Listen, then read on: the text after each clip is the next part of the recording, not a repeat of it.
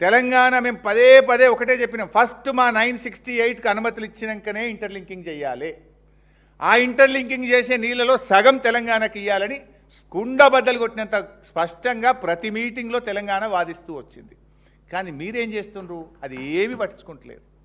మనకి ఇంకా 139 టీఎంసీకి గోదావరిలో సిడబ్ల్యూసి అనుమతులు పెండింగ్లో ఉన్నాయి. అది కాకుండా 74 ఇవి రావాలి కదా ఇంటర్లింకింగ్ ఆఫ్ రివర్స్లో. 148లో సగం ఏమంటే ఆ రోజు ఒప్పుకున్నది కదా కేంద్రం.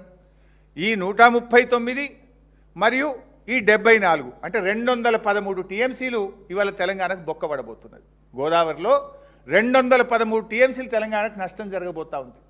ఈ తుగ్లక్ గవర్నమెంట్ వల్ల, ఈ అవగాహన లేనటువంటి ఈ కాంగ్రెస్ ప్రభుత్వం యొక్క తప్పుడు చర్యల వల్ల ఒకవేళ ఈ ప్రాజెక్టుకు అనుమతి అంటూ జరిగితే 213 టీఎంసీలు గోదావరిలో మనకు నష్టం జరగబోతూ ఉంది.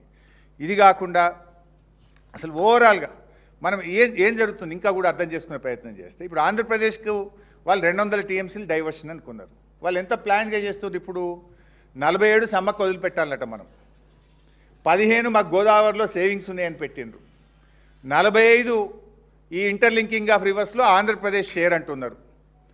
కర్ణాటక డీకే శివకుమార్ మా షేర్ ఇవ్వండి అని అడిగింది కదా, వాళ్ళకు 16 టీఎంసీలు ఇచ్చిండ్రు. ఇస్తే కర్ణాటకకి ఏం చెప్తుంది ఆంధ్రప్రదేశ్, మీరు పైన 16 టీఎంసీలు కృష్ణలో ఆపుకోండి, మేము మీ 16 కింద గోదావరిలో మేము తీసుకుంటాం ఇడా అంటున్నారు. కృష్ణల మీద ఆపుకోండి, మేము కింద 16 తీసుకుంటామంటున్నారు. అంటే కర్ణాటక ఈ 16, 45 ఆంధ్రప్రదేశ్ షేరు. ఆంధ్రప్రదేశ్ క్లెయిమ్ చేస్తున్న, అది కూడా నిజం కాదు, క్లెయిమ్ చేస్తున్న గోదావరిలో సేవింగ్స్ 15, మన రాష్ట్రానికి హక్కుగా ఉన్న 47 సమ్మక్క వదులుకోవాలన్నట. మొత్తం ఇదొక 123. తమిళనాడుకి ఇస్తామన్న 44. ఈ 167 టీఎంసీలతో ఇప్పుడు పోలవరం బనకచెర్ల మేము గడతాము అని వాళ్ళు పావులు కదుపుతున్నారు. ఇప్పుడు 167 టీఎంసీలతో దీనికి సంబంధించి ఒక 2-3 నెలల నుంచి డ్రామా నడుస్తుంది. సీక్రెట్గా చేస్తుంది అంతా. ఎంత సీక్రెట్ అంటే అసలు మినిట్స్ ఆఫ్ ద మీటింగ్ ఉండే ఏం జరిగిందో తెలియదు, ఫైనల్గా సంతకాలు పెట్టి అగ్రిమెంట్ అయిపోయే పరిస్థితి ఏర్పడ్డది. ఐఎమ్ సేయింగ్ విత్ అథారిటీ, నేను నా దగ్గర అన్ని ఆధారాలతో చెప్తున్నాను. ఇప్పటిదాకా ఎన్ని మీటింగ్లు అయినాయంటే, మన ముఖ్యమంత్రి కూడా ఒక మీటింగ్లో పాల్గొన్నాడు. మార్చి 26, 2026 ఆంధ్రప్రదేశ్కు యొక్క సెక్రటరీ వాళ్ళు కూడా ఇక్కడికి వచ్చిండ్రు. యూనియన్ సెక్రటరీ ఒక ఆయన కాంతారావు, ఈయన కూడా ఆంధ్రప్రదేశ్ మూలాలు. అసలు ఆయనకు ఆ పోస్టింగ్ ఎట్లొచ్చింది? చంద్రబాబు ఎంత వ్యూహాత్మకంగా అడుగులు వేస్తున్నాడు. ఢిల్లీలో వాటర్ సెక్రటరీనే తన మనిషిని తెచ్చిపెట్టుకున్నాడు. ఆ కాంతారావు గారు ఇక్కడికి వచ్చి మన ముఖ్యమంత్రిని, మన నీళ్ళ మంత్రిని, మన ఈఎన్సీని, మన అడ్వైజర్తోని మార్చి 26, 2026 నాడు మొదటి మీటింగ్ అయింది. తర్వాత ఏప్రిల్ 27, 2026 నాడు ఢిల్లీలో సెంట్రల్ సెక్రటరీ దగ్గర మీటింగ్ అయితే దాంట్లో సిడబ్ల్యూసి, ఎన్డబ్ల్యూడిఏ అధికారులు పాల్గొన్నారు. 1 మే 2026 నాడు ఒక మీటింగ్ అయితే Telangana chief secretary, Telangana advisor, Andhra Pradesh chief secretary, Andhra Pradesh అడ్వైజర్లు ఆ మీటింగ్లో పాల్గొన్నారు. 8 మే 2026 నాడు ఇంకొక మీటింగ్ జరిగింది. 11th మే ఆంధ్రప్రదేశ్ ముఖ్యమంత్రి ఢిల్లీకి వెళ్ళి కేంద్ర నీటిపారుదల శాఖ మంత్రి సిఆర్ పాటిల్ కుర్చీలో కూర్చొని సిఆర్ పాటిల్ సమక్షంలో వాళ్ళు ఇంకొక మీటింగ్ పెట్టి ఈ ప్రాజెక్ట్ను ముందుకు తీసుకుపోవడానికి ఒక మీటింగ్ జరిగింది. 23rd మే ఒక మీటింగ్ జరిగింది.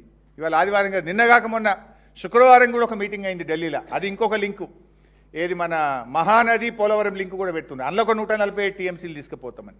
సరే, ఇదంతా డీటెయిల్స్ చాలా పెద్దవి. కానీ ఇన్ని మీటింగులు జరిగితే ఏ మీటింగ్ దాని మినిట్స్ ఆఫ్ ద మీటింగ్ ఉందా? బయట పెట్టండి. ఎందుకు ఇంత సీక్రెట్గా ఈ మీటింగులు చేస్తున్నారు? ఈ మినిట్స్ ఆఫ్ ద మీటింగ్ ఎందుకు బయటకు వస్తలేవు? ఇలా ఇంకా జోక్ ఏంటంటే, ఈ మన తెలంగాణ తరఫున ఈ మీటింగ్లకు ఎవరు పోతారు? చంద్రబాబు నమ్మిన బంటు, తెలంగాణ రాష్ట్ర ప్రభుత్వ సలహాదారు ఆదిత్యనాథ్ దాస్ పోతాడు. తెలంగాణ ఇంజనీర్లను కూడా తీసుకుపోతలేరు ఈ మీటింగ్కు. మన ఇంటర్ స్టేట్ ఇంజనీర్లను కూడా మీటింగ్ లోపలికి పోతలేరు. ఏమవుతుందో మన తెలంగాణ ఇంజనీర్లకు కూడా తెలియనంత సీక్రెట్గా చేస్తున్నారు. అంటే ఇప్పుడు రేవంత్ రెడ్డి దొంగ చేతికే తాలపు ఇచ్చిండు. ఎందుకంటే ఆదిత్యనాథ్ దాస్ ఎవరు? 10 ఏళ్ల పాటు ఆంధ్రప్రదేశ్కు ఇరిగేషన్ సెక్రటరీగా తెలంగాణ ప్రాజెక్టులకు వ్యతిరేకంగా పనిచేస్తూ చివరికి కోర్టు చేత చీవాట్లు తిని జైలుకు పోవాల్సిన పరిస్థితి వచ్చింది. ఆయనను తెచ్చి తెలంగాణ అడ్వైజర్ పెట్టుడైంది. ఈ మీటింగ్లన్నీ ఆయన తెలంగాణ ఇంజనీర్లు కూడా లేకుండా ఆయనే పోయి ఈ మీటింగ్లు అటెండ్ చేయడం వెనుకనే స్పష్టమైన కుట్ర కనబడుతుంది. అదే బాబు కన్నుల్లో రేవంత్ రెడ్డి ఆనందం చూడాలనుకుంటుండు. తెలంగాణకు ఏమైనా పర్వాలేదు అనేటువంటి దిశగా ఈరోజు ఆయన పనిచేస్తూ ఉన్నాడు.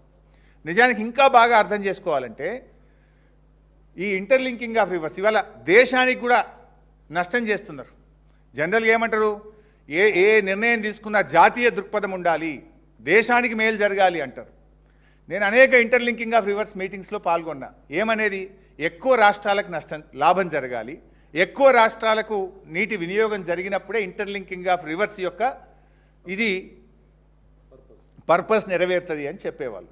కానీ ఇప్పుడు ఏమవుతుంది, ఇంటర్లింకింగ్ ఆఫ్ రివర్స్లో తెలంగాణను పక్కకు పెట్టేసినారు, ఒక రాష్ట్రాన్నే పక్కకు జరుపుతున్నారు. 10 ఏళ్లుగా ఉన్న ప్రతిపాదనలు పక్కకు పెట్టి రాత్రికి రాత్రి గోదావరి నదిని మళ్లించడానికి కొత్త ప్రతిపాదన ముందుకు తెచ్చిండ్రు.